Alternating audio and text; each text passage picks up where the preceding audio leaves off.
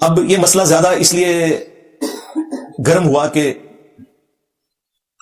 آپ کو پتا ہے کہ جب تک امریکہ یہاں موجود تھا تو مشرف صاحب نے جو غلط ڈیسیژن کر کے پاکستانی قوم کو اور پاکستان کے اداروں کو امریکہ کی جنگ کے اندر جھونک دیا، اس کی وجہ سے افغان عوام خواہ ادھر رہتی ہو یا وہاں رہتی ہو وہ پاکستان سے نفرت کرتی ہے، پاکستانیوں سے نہیں، پاکستان کی پالیسیز سے. اور ظاہر ہے کہ ہم بھی ان کی جگہ ہوتے تو یہ نیچرل ہے. اور اس کی پھر ایگزیجریشن یہ ہوئی کہ یہاں پہ ٹی ٹی پی بن گئی اور انہوں نے پاکستانی فوج کو شہید کرنا شروع کر دیا، عوام کے اوپر حملے کرنے شروع کر دیے اور پولیس کے اوپر حملے کرنے شروع کر دیے، جس کے اگینسٹ پھر ضرب عضب اور رد الفساد اور یہ سارے آپ کو پتہ ہے آپریشنز ہوئے. جب افغانستان سے امریکہ چلا گیا 15 اگست 2021 کو آفیشلی اناؤنسمنٹ ہوئی ان کی، تو پاکستان یہ امید کر رہا تھا کہ ٹی ٹی پی جو ہے ان کو ٹی ٹی اے یعنی تحریک طالبان افغانستان کنٹرول کرے گی، ایٹ لیسٹ پاکستان کے اندر اب وہ کاروائیاں چھوڑ دیں. اور اس میں ٹی ٹی پی کے بھی کئی دہشت گرد ایسے تھے جو امریکہ کی جیلوں میں تھے. افغانستان کو جب آزادی ملی امریکہ سے تو ان جیلوں سے وہ لوگ بھی چھوٹ گئے. اب پاکستان کی ڈیمانڈ تھی کہ ان لوگوں کو ہمارے حوالے کریں، انہوں نے ہمارے حوالے نہیں کیا. پاکستان نے پھر بھی صبر کا مظاہرہ کیا کہ ٹھیک ہے اپنے پاس بھی رکھنا ہے تو انہیں لگام دے کے رکھے.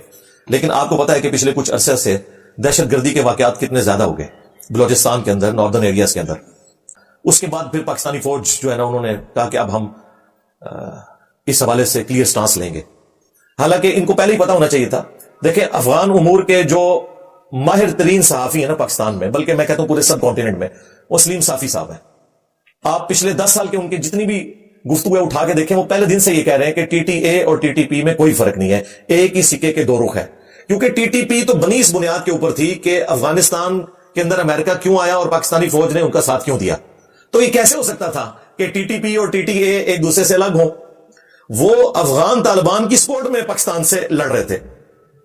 باقی ان کا جو غلو ہے وہ اپنی جگہ، وہ آپ کو پتا ہے سب سے زیادہ میں ہی اس طرح کے نان اسٹیٹ ایکٹرز، خواہ وہ طالبان میں ہو خواہ وہ باقی جماعتوں میں ہو، مذہبی یا سیاسی جماعتوں میں تو اس طرح کی کسی بھی اسٹرگل کو جائز نہیں سمجھتا. میں اس دور میں بھی جائز نہیں سمجھتا تھا جب ہماری اسٹیبلشمنٹ نے ان کو گود میں لے کے جہادی تنظیمیں بنائی ہوئی تھیں اور کشمیر میں جہاد ہو رہا تھا. میں تو اسے بھی فراڈ سمجھتا تھا کہ یہ ہمارے گھاٹے فٹ ہوگا. اور میری ویڈیوز ریکارڈ ہے، یہ نہ سمجھے کہ میں زبانی کلامی باتیں کر رہا ہوں. یوٹیوب تو جھوٹ نہیں نہ بولتی، 2012-13 کی میری ویڈیوز اٹھا کے دیکھ لیں. لیکن بہرحال ان کو سمجھ لیٹ آئی. اب جب یہ آئی ہے تو اب انہوں نے کہا ٹھیک ہے پھر اب ہم ان کو اپنے طریقے سے جواب دیں گے، کیونکہ الٹیمیٹلی جو طالبان ہے افغانستان والے انہوں نے کہا جی آپ اپنے معاملات کو خود دیکھیں. چٹا جواب دے دیا ان کا. اچھا پھر ہم دیکھیں گے نا تو پھر ہم یہ دیکھیں گے کہ جتنے یہاں پہ غیر قانونی لوگ آباد ہیں آپ کے، ہم ان کو واپس کریں گے. ظاہر ہے یہ جینوئن رائٹ تھا پاکستان کا. اب اس میں آلموسٹ 2.25 لاکھ کے قریب ایسے افغانی بھی ہیں جن کے شناختی کارڈ جعلی ہیں. ان میں سے کئی پاکستان میں رہ رہے ہیں اور پاکستان کے شناختی کارڈ سے دوسرے ملکوں میں آباد ہیں. ان کے شناختی کارڈ بھی سارے کینسل ہو گئے. اب ظاہر ہے وہ وہاں سے بھی نکالے جائیں گے. اسی وجہ سے افغانیوں کے دل میں پاکستانیوں کے لیے یا پاکستان کی گورنمنٹ کے لیے نفرت آئی. لیکن یہ آغاز جو ہے نا وہ ٹی ٹی اے کی طرف سے ہوا ہے، یعنی تحریک طالبان افغانستان. انہوں نے ٹی ٹی پی کے مسئلے میں پاکستان کا ساتھ نہیں دیا. تو اس کے اگینسٹ پھر یہ میاں والی والا جو واقعہ، اس نے تو ایک سمجھ لیں ایک آخری جو ایک کوئی تھوڑا بہت کوئی رشتہ تھا نا ایک دھاگے سے بندھا ہوا، وہ بھی توڑ دیا. اب فوج نے بالکل کلیئر کٹ ڈیسیژن کر لیا اور یہ اس میٹنگ کا 95% ایجنڈا تھا جو تمام مکاتب فکر کے علماء کو آرمی چیف نے بلایا ہوا تھا. اب یہ آپ کو علماء کرام باہر تو یہ سارے بڑے بڑے قد کاٹ والے علماء ہیں، مفتی منیب الرحمان صاحب ہوں، مفتی تقی عثمانی صاحب ہوں، باقی لوگ ہوں. ادھر ان کی باتیں سنیں، اندر کسی کی آواز بھی نہیں چین والی نکلی کہ کوئی ہم اپنی کو بات کسی طریقے سے. انہوں نے کلیئر کٹ بھائی ہماری یہ پالیسی ہے. مفتی تقی عثمانی صاحب نے تھوڑی سی گفتگو کی، ان کو بھی شٹ اپ کال دے دی گئی کہ بھائی اس طرح نہیں ہوگا جس طرح آپ کہہ رہے ہیں. پہلے بھی ہم کئی بار ان کے ڈسے جا چکے ہیں. اور اکثر علماء تو وہاں پہ نعرے ہی لگاتے رہے، سپاس نامے ہی پڑھتے رہے. اور وہ بدماش قسم کی دہشت گرد تنظیموں کے علماء بھی وہاں موجود تھے جو باہر آپ کو بڑے بڑے بھاشن دیتے ہیں دلیری کے، اور اندر وہ یہ کہہ رہے تھے آپ کو پتہ ہے ہم تو ہے ہی آپ کے بندے ہیں، ہاں آپ بھی ہم آپ کے ہی رہیں گے. وہ اپنا وہ یقین دلاتے رہے. اس وقت ضیاء الحق نے اس لیے افورڈ کر لیا تھا کہ اس وقت امریکہ کا ایک مشن تھا رشیا کے خلاف، اور امریکہ نے کہا تھا کہ بھئی ہم آپ کو اتنا پیسہ دیں گے کہ آپ تو اتنا کما ہی نہیں سکتے. اس لیے لوگ اکثر کہتے ہیں نا ڈکٹیٹرز کے دور کے اندر ملک بڑا خوشحال تھا، مشرف کے دور کے اندر بھی اور ضیاء الحق کے دور کے اندر بھی، اس لیے کہ آپ لوگ کرائے کے قاتل تھے. ہاں تو خوشحال ہی ہونا تھا. اب انہیں کوئی کرائے کے قاتل نہیں چاہیے کہ وہ ہمارے آرمی چیف کو کہیں کہ بھئی آپ سنبھال لیں. تو اس وقت تو یہ آپ بھول دیں.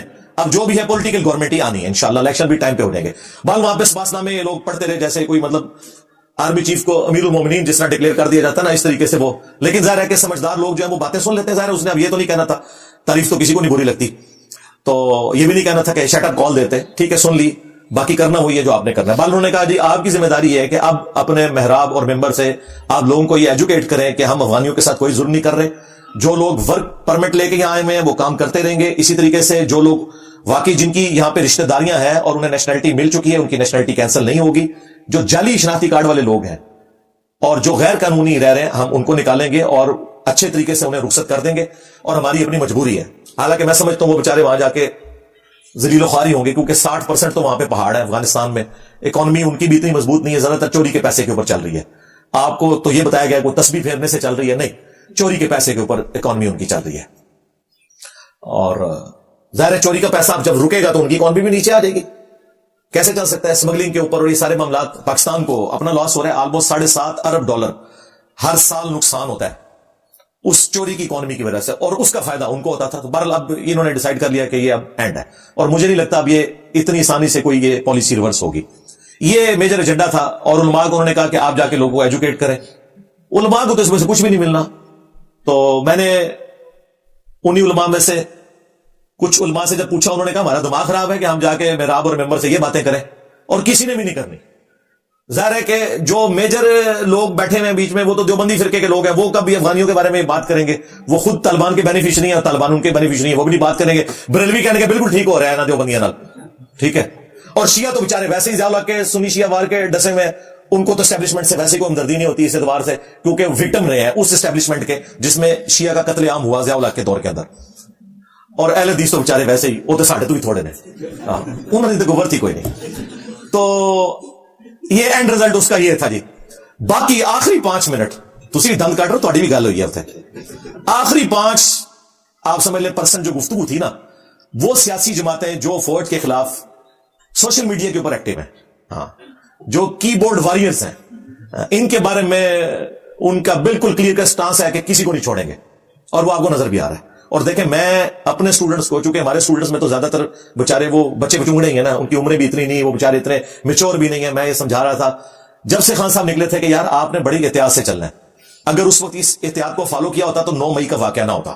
9 مئی کا جو واقعہ ہے یہ فیسیلیٹیٹ ضرور ہوا ہے نہ نظر آنے والی قوتوں کی جانب سے, لیکن کرنے والے لوگ جو یوز ہوئے ہیں نا وہ نظر آنے والے لوگ ہیں. وہ اپنی جانب نہیں چھڑا سکتے, بلکہ ان لوگوں کی وجہ سے جیو فینسنگ میں بےچارے عام عوام بھی آ گئے ہیں, اور وہ 10,000 سے زیادہ لوگ اس وقت جیلوں میں سڑ رہے ہیں, ان کے کیس بھی لگانے کے لیے کوئی تیار ہو رہا. میں نے تو پولیس کے سینئر آفیسر سے بھی بات کیا, انہوں نے کہا انجینئر صاحب بات یہ ہے کہ وڈیا نو غصہ ہی اتنا ہے کہ کریے, ٹھنڈا ہو لین دو. چند ایک لوگ چلے کوئی جن کے پاس پیسہ تھا, وہ پاکستان کا جو ایک سسٹم کی خرابی ہے اس کی وجہ سے چھوٹ گئے. زیادہ تر تو بیچارے وکیلوں کی فیس بھی نہیں دے سکتے, بے قصور لوگ ہیں اندر.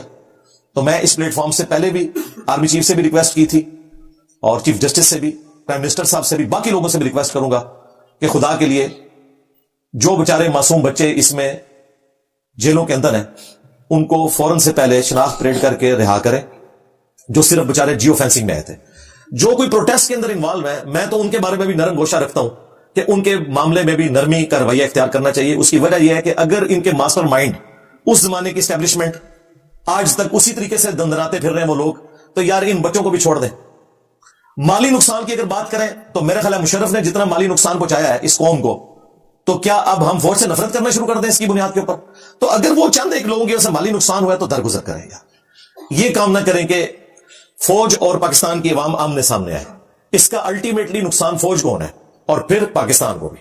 تو اس لیے میں کہتا ہوں ان کے معاملے میں نرم رویہ ہے, یہ تو یعنی میرا موقف ہے.